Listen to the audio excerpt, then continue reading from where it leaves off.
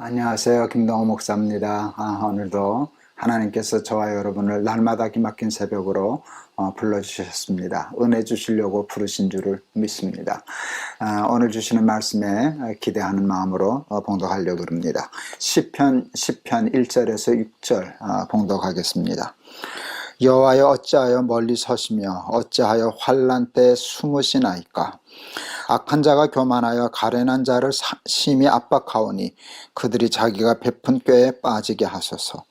악인은 그의 마음의 욕심을 자랑하며 탐욕을 부리는 자는 여호와를 배반하여 멸시하나이다. 악인은 그의 교만한 얼굴로 말하기를 여호와께서 이를 감찰하지 아니하신다 하며 그의 모든 사상에 하나님이 없다 하나이다.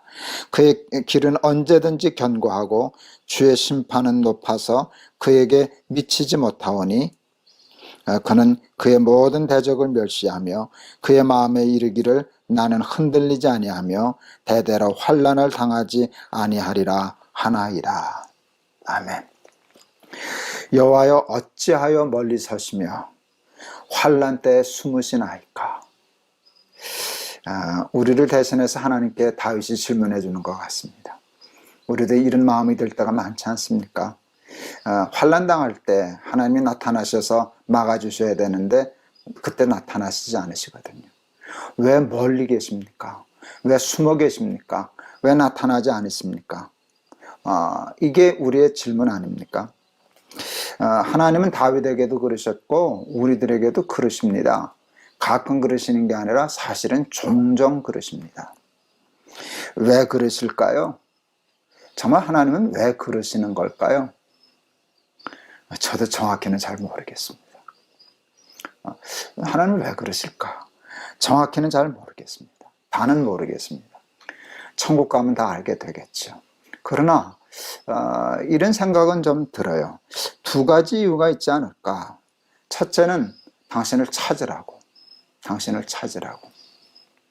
아이들이 어렸을 때 애들이 이제 숨바꼭질하는 걸 좋아하지 않습니까? 뭐 옷장에도 숨고 뭐 책상 밑에도 가 숨고 이제 그러는데 이제 숨습니다. 여러분, 숨는 까닭은 뭐 하라는 거예요? 찾으라는 거예요. 제가 요크셔 테리셔라는 개를 길렀었는데요. 이게 노래하는 개였어요. 우리가 찬송하면 따라서 하는 그런 개였는데 개가 너무 예뻐서 예삐라고 그랬었는데요. 이놈은 숨바꼭질을 좋아했어요. 근데 이제 밖에 나가면 우리가 숨으면 우리 찾으러 다니는데요. 그 숨어서 나를 찾으러 다니는 강아지, 우리 예삐를 보면 그렇게 예쁠 수가 없어요. 나를 찾잖아요. 우리 주인이 어디 갔나? 우리 아빠가 어디 갔나? 우리 엄마가 어디 갔나? 그래서 찾는 모습이 이렇게 예쁘더라고요. 우리가 하나님을 찾아야 살거든요. 근데 하나님이 늘 함께 계시면 도리어 하나님을 놓쳐요. 방심해서. 그래서 하나님 찾는 연습이 우리에게 필요한 게 사실인 것 같아요. 그래서 하나님 가끔 숨으셔요. 너 나 찾아야지. 하나님 숨으시면 그때 당황하거든요. 하나님 없으면 안 되는데, 하나님 이때 안 계시면 안 되는데. 그래서 하나님 필요성을 느끼게 되니까 그 이유가 있지 않을까. 그냥 제가 이렇게 생각해 봤어요. 찾으라고. 그 다음에 이제 두 번째 생각이 들었어요. 이 다윗의 오늘 이 질문을 예레미야 12장에 보면 예레미야 선지자도 똑같이 해요. 예레미야 12장과 오늘 우리 읽은 시편의 말씀이 거의 똑같아요. 이제 예레미야가 질문해요. 하나님, 질문 하나 드릴게요. 도무지 이해가 안 돼서 그럽니다. 이게 뭔가 하면 왜 악인은 형통하고 의인은 고난당합니까? 오늘 똑같은 거거든요. 이렇게 보면 의인이 고난당하고요, 악인이 형통해요. 이걸 도무지 이해할 수 없는 거예요. 하나님이 계시는데 어떻게 의인이 형통하고 악인이 고난당해야 할 텐데 이게 하나님 바뀌었습니다. 그때 하나님이요 질문으로 대답해 주셨어요. 내가 보행자와 함께 달려도 피곤하면 어찌 능히 말과 경주하겠느냐. 내가 편안한 땅에서는 무사하려니와 요단의 창이란 중에서는 어찌하겠느냐. 제가 참 좋아하는 말씀이에요. 그 질문 속에 대답이 있어요. 내가 너를 연단시키고 싶어. 말과 경주에서도 이기는 사람으로 훈련시키고 싶어. 요단의 창이란 중에서도 그걸 뚫고 이겨낼 수 있는 강인한 사람으로 만들고 싶어. 그러면 항상 기뻐하고 늘 감사하고 늘 승리하는 사람이 될 거 아니냐? 하나님이 우리에게 주시는 고난과 역경에는 연단, 훈련, 디스플린이 그 성격이 굉장히 강해요. 실제로 그래요. 그래서 하나님은 때때로 숨기도 하시고요. 또 우리를 내버려 두시기도 하시는데, 그런데 중요한 게 있어요. 숨으신 것이지 버리신 것이 아니에요. 훈련시키시는 것이지 우리를 죽이려고 사망의 골짜기로 내모신 게 아니에요. 그런데 이 틈을 타서 사탄이 늘 우리를 속이죠. 하나님이 너 버렸네. 하나님이 숨어서 우리 보고 계시는데, 숨으셨는데 하나님이 너 떠나셨다. 이제 하나님 너하고 너 버리셨다. 이렇게 자꾸 속여서 낙심하게 되는 것이죠. 이제 또 하나 오늘 생각할 게 있어요. 그 의인의 고난은 그렇다 해서 이해가 되네. 근데 악인은 왜 형통합니까? 악인이 형통한 경우도 있잖아요. 그런데 여러분, 성경에 보면 악인의 형통을 부러워하지 말아라 라고 하는 말씀이 있어요. 악인의 형통을 부러워하니까 하나님 마음에 들어도 잘만 사네, 잘만 되네, 형통하네. 나는 도리어 고생하고 어려운데 악인의 형통. 그런데 여러분, 악인의 형통은 축복이 아니에요.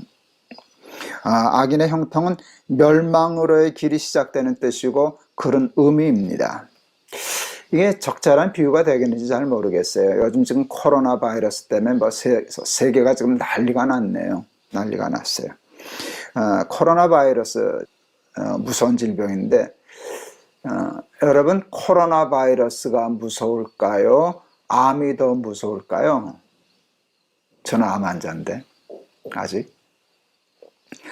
여러분, 암이 더 무서워요? 코로나 바이러스가 더 무서운 병이에요? 비교도 안 되게 암이 더 무서운 병이에요.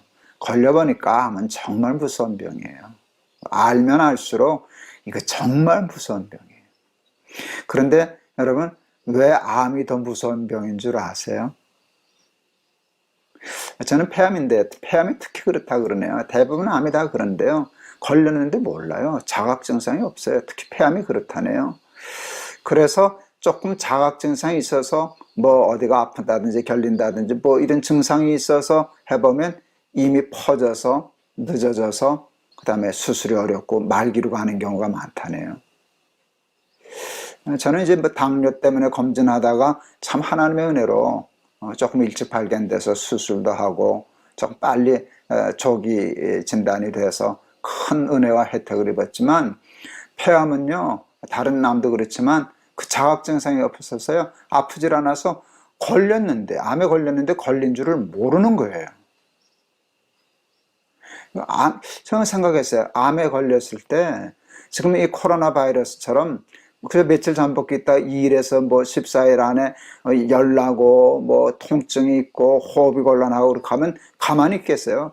병원 쫓아가고 치료하려고 그러고 해서 결국은 그래도 많이 낫잖아요. 암도 그렇다라고 하면, 암도 지금요 조기 발견되면은요 굉장히 완치율이 높아요. 암이 어려운 것은 조기 발견이 어렵기 때문인데, 조기 발견이 어려운 이유가 뭔지 아세요? 암에 죽을 만큼 힘든 병에 걸렸는데 그걸 모른다는 것이에요. 형통하다는 데 있어요. 아무렇지도 않다는 데 있어요. 악인이 되었으면 힘들어야죠. 여러분, 하나님이 사랑하시는 자녀들은 징계하신다 그랬잖아요. 그러니까 감기 들리면 아프게 하시고 하는 것처럼 죄 지면 하나님은, 의인은 형통하게 안 하셔요. 채찍질 하시고 징계하시고, 그래서 대번 아프니까 고치고 그러잖아요. 그런데 지나치고 하나님이 심판에 이른 사람은 형통해요. 몰라요. 그냥 잘 돼요. 그러니까 점점 하나님이 어딨냐? 뭐 하나님 마음에 드는 나처럼만 살아봐라. 나 이렇게 잘 살지 않냐? 이렇게 되니까 여러분, 세상에 부러워할 게 따로 있지, 악인의 형통을 부러워한다는 것은 암에 걸린 사람 부러워하는 거나 똑같아요.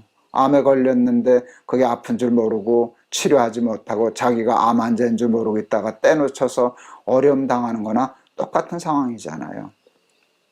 암은 육체적인 병이니까. 그런데 여러분, 이게 영혼의 병이 이렇다라고 하면 그건 암하고도 비교할 수 없는 치명적인 일이 되지 않겠습니까?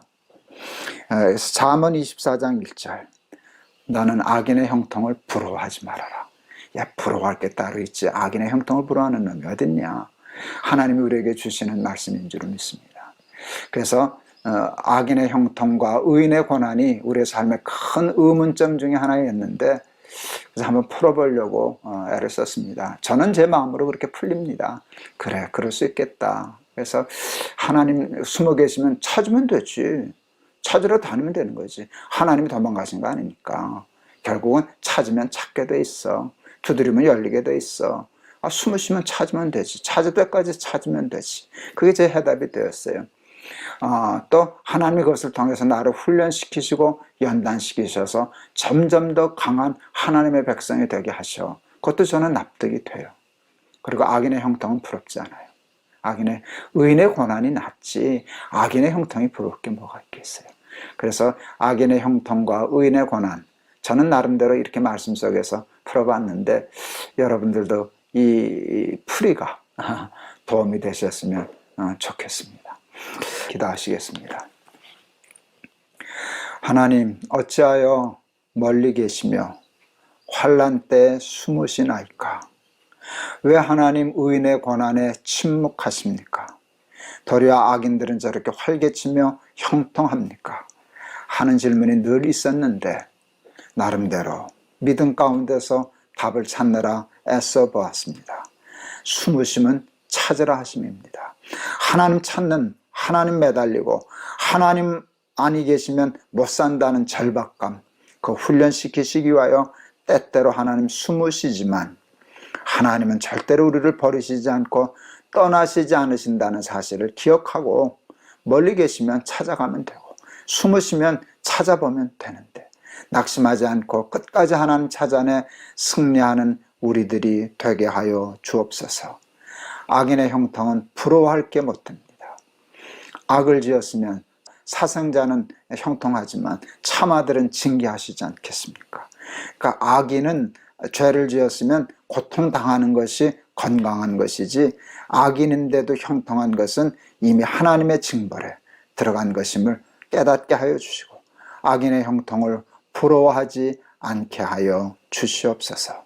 그래서 삶의 문제들을 잘 해결하고 승리하게 하옵소서.